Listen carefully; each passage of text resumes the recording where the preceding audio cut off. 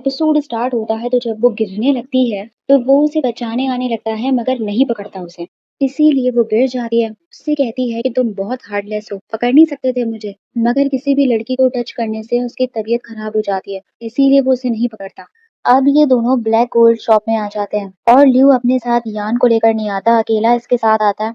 तो इस बात पर वो दुखी बैठा होता है जियो के साथ। और इसने जो उन दोनों को साथ रूम में देखा था वो वाली बात भी इसे बताने लगता है कि लियो तो लड़कियों को टच नहीं कर सकता।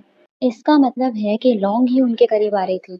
तो जियो इसको मारने लगती है कि ऐसा नहीं हो सकता। वहाँ ये दोनों पिछले 15 मिनट तक उसी एक जगह का चक्कर काटते रहते हैं। लियो कहता है कि तुम्हें रास्ता पता भी है या मुझे ऐसे ही घुमाए जा रही हो।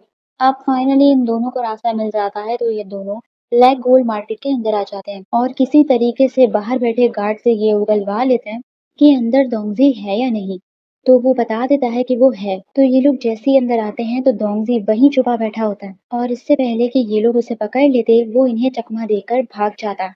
और वहीं पर ही लॉन्ग को बहुत सारा आयरन और पेपर भी छुपा हुआ नजर आता है। अब ये दोनों इसके पीछे भागते हैं। लॉन्ग तो उसके पीछे ऊपर चढ़ जाती है तो दोंगजी को ये दोनों हर तरफ से घेर लेते हैं। इससे पहले कि दोंगजी कूद कर अपनी जान दे दे, ये दोनों इसे बहलाने फुसलाने की कोशिश करते हैं कि देखो हमें गोल्ड मटेरियल दे दो, हम तुम्हें कुछ नहीं कहेंगे, किसी को पता नहीं चलेगा कि तुम चोर थे।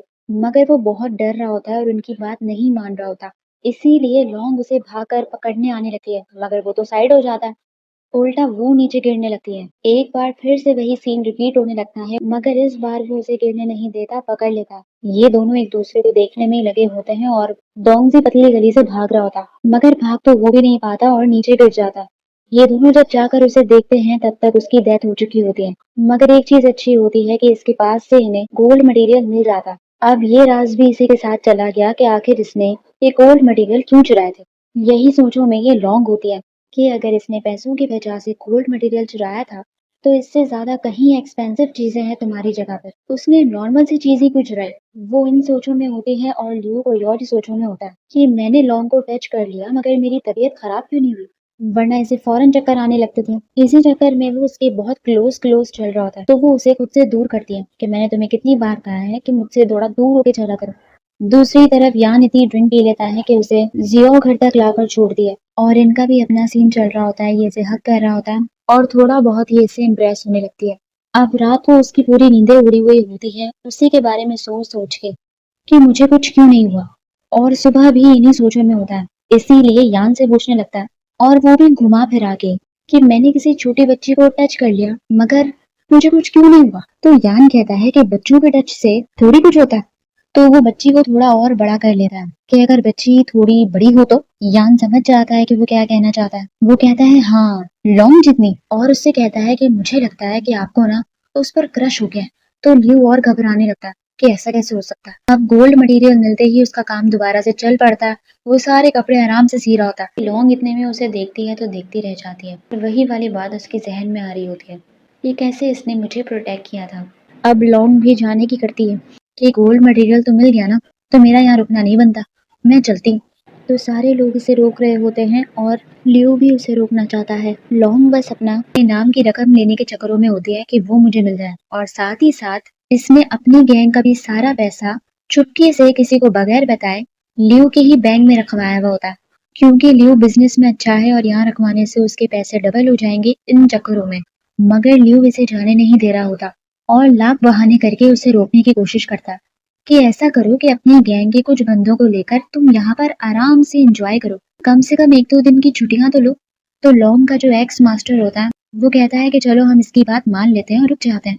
वहाँ प्रिंस लीजाओ हाथ धो के लियो के पीछे पड़ा होता है और कहता है कि कल टैक्स ऑफिसर्स को उसके घर भिजवा देना अकाउंट्स चेक करने के लिए। वहाँ ये लोग पार्टियां मना रहे होते हैं। लॉन्ग बस अपने इनाम की रकम के लिए एक्साइटेड हो रही होती है कि वो मुझे मिलने वाली है। और साथ ही साथ जब जियो उसे कहती है कि लियो इतना भी बुरा नहीं है, उस टाइम दोंगजी के पीछे भागने के बजाय उसने आपकी जान बचाई, वो सेल्फिश नहीं है। तो लॉन्ग फौरन उससे मिलने के लिए जाने लगती है कि हाँ तुम सही कह रही हो, उसको ये एग्स देकर आती हूँ। मगर अंदर जाने से पहले वो उसकी और यान की बातें सुनने लगती है। यान उससे वही बातें कर रहा होता है कि आपने उसकी जान क्यों बचाई, दोंगजी को क्यों नहीं पकड़ा, आपका तो मुझे कुछ और ही सीन लगता है। तो वो एक्साइटमेंट में फौरन वहीं बैठ जाती है कि आखिर उसका जवाब क्या होगा।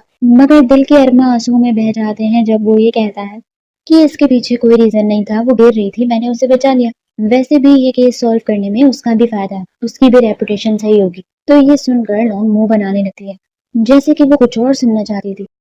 अब इतने में आयरन का ऑफिसर मिस्टर जू टैक्स लेने के लिए लियो के घर पहुंच जाता है। रूल्स के हिसाब से उसे सिर्फ 1 महीने का अकाउंट देखना होता है, मगर वो पूरे साल का देख रहा होता है। इसी वजह से लियो उसे टोकता है कि इतने में प्रिंस लिजाओ आ जाता है और आते ही वो लॉन्ग को गिरने से बचा लेता है। इन दोनों को ऐसी पोजीशन में देखकर लियो जेलस हो रहा होता है। अब प्रिंस लिजाओ के तो वैसे ही लियो के साथ पंगे हैं, इसीलिए वो जानबूझकर उसके अकाउंट्स यानी कि उसका सारा पैसा कुछ वक्त के लिए बैन कर देता है कि अब जब तक तुम्हारे पूरे अकाउंट्स चेक नहीं हो जाते तुम पैसे नहीं निकाल सकते। ये सुनकर सबसे ज्यादा धचका तो लॉन्ग को लगता है, क्योंकि इनाम की रकम तो जाती ही जाती है, मगर अपना सारा पैसा जो वो उसके अकाउंट में रखवा कर आई होती है वो भी जाता है। इसीलिए रोती फिर रही होती है कि अब क्या होगा, कितना टाइम लगेगा अकाउंट्स चेक करने में। और प्रिंस ली जाओ को कहने भी लगती है कि तुम्हें क्या जरूरत थी ये रायता फैलाने की, मगर उसे सारी सच्चाई नहीं बताती। मगर हाँ, जो ब्लैक गोल्ड शॉप में इसने बहुत सारा आयरन छुपा हुआ देखा था उसके बारे में इसे बता देती है। लियो खुद परेशान बैठा होता है कि अब ये प्रोडक्ट्स वगैरह के लिए पैसे कैसे निकालेगा, ये लोग तो हाथ धोकर इसके पीछे पड़ चुके हैं। कि इतने में लौंग आ जाती है और लियो से कहती है कि मुझे तुमसे अकेले में बात करनी है, मगर दूर उठ के जाने का नाम नहीं ले रही होती कि जो कहना है सामने कहो। और साथ ही साथ अपनी तरफ से उसे इनाम की रकम के आधे पैसे दे देती है कि ये लेकर तुम तो पहले यहाँ से जाओ। मगर लौंग के अब इरादे बदल चुके होते हैं और दो को वहां से भगाने के लिए वो उसे झूठ कहने लगती है कि तुम्हारी नाक का बाल दिख रहा है। ये सुनते ही वो तुरंत भाग जाती है। अब जाहिर है कि इसके सारे पैसे लियो के पास फंसे हुए होते हैं, इसीलिए ये यहाँ से नहीं जा रही होती और उल्टा उसे कहती है कि तुम मुझे बिजनेस सिखाओ कि पैसा कैसे बनाया जाता है, कैसे लोगों के साथ डीलिंग करी जाती है। वो मान जाता है कि इतने में गुस्से में धूम वापस आती है कि तुम मेरे साथ प्रैंक कर रही हो। तो लॉन्ग उसे कहकर चली जाती है कि तुम्हें खुद अपने आप पर भरोसा नहीं है तो इसमें मैं क्या कर सकती हूँ, और साथ ही साथ आधी इनाम की रकम भी ले जाती है। दूसरी ही तरफ प्रिंस ली जाओ उस गोल्ड मार्केट में आकर वो आयरन और पेपर छुपा हुआ देख लेता है और वो वहाँ किसने रखा है ये भी उसे पता चल जाता है। वहाँ आयरन के ऑफिसर मिस्टर जू ने ही रखा होता है, जो लियू के पास टैक्स मांगने आया था। प्रिंस लीजाओ को उसकी करप्शन की कहानियां पता चल जाती हैं, मगर वो अभी एक्शन नहीं लेता और उस गार्ड को भी मना कर देता है कि किसी को मत बताना कि हम यहाँ आए। अब लॉन्ग के पास भी पैसों के लाले पड़ जाते हैं, इसीलिए वो प्लान करती है कि वो लियो के साथ मिलकर बिजनेस करेगी, उसे सिल्क प्रोवाइड करेगी। कि इतने में लॉन्ग का एक्स मास्टर लियो के बारे में उससे पूछताछ करने लगता है कि क्या तुमने उसके पेरेंट्स को कभी देखा। तो वो बता देती है कि उसके कोई पेरेंट्स नहीं है मेरी तरह। इस एक्स मास्टर का भी अपना ही चक्कर होता है, वो लियो के बारे में इंफॉर्मेशन निकलवा रहा होता है और उस टाइम लियो के साथ बैठकर भी उसकी एज मालूम करा था। तो वो कहता है कि उसे नहीं मालूम क्योंकि इसे भी अडॉप्ट किया गया था और किस वक्त पर किया गया था ये भी बता देता है, जिससे इस एक्स मास्टर को शक हो जाता है और वो किसी और को न्यूज दे रहा होता है कि मुझे शक है कि जिसे हम ढूंढ रहे हैं वो लियो है, मगर इसे पुख्ता एविडेंस चाहिए होते हैं। अब लॉन्ग आ जाती है उसे बिजनेस के हवाले से बात करने के लिए लियो के पास और उसे मनाने की कोशिश करती है कि मैं तुम्हें किसी तरीके से भी सेल प्रोवाइड कर दूंगी, बस तुम मुझे बदले में 10% ले लेना। बाहर यान और जियो खड़े होकर इन दोनों की बातें सुनने की कोशिश कर रहे होते हैं कि ये दोनों आखिर क्या कर रहे हैं। यान कहता है कि इनके बीच में कुछ हो रहा है नहीं हो रहा है ये जानने का सिर्फ एक ही तरीका है कि इनके बाल और कपड़े नहीं खराब होने चाहिए। वहां वो पूरा हिसाब किताब करने के लिए उसके बराबर में बैठ जाती है कि उसे 10% कितना मिलेगा और वो काफी अच्छी रकम होती है। अब वो इतना हिलजुल रही होती है कि उसके बाल खुल जाते हैं, तो वो उसे देखता रह जाता है, पहली बार उसके बाल खुले देख के। अब जैसे ही वो जाने लगते हैं तो लियू का पैर इसके कपड़े पर रखा होता है, जिसकी वजह से वो और गिरने लगती है और उसका होलिया खराब हो जाता है। वो तो ऐसे शर्मा रहा होता है जैसे पता नहीं क्या हो गया, उसकी तरफ देख भी नहीं रहा होता और मौके का फायदा लॉन्ग को हो जाता है क्योंकि वो उसे भगाने के चक्कर में डील के लिए हाँ बोल देता है।